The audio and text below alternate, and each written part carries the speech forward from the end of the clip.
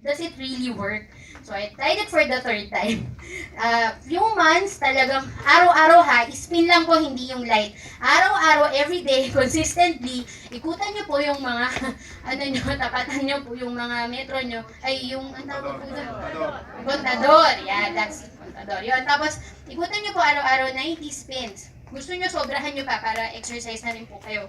Tapos, araw-araw po, iniikutan ko, sabi ni Papa ko, yung mga kapatid ko, tinatawanan nila ako, kaya ka na naman anak sa mga experimentation mo. Hindi Papa, it works, it really works. Consistently po, yung kuryente po namin, parang 4 or 5 something.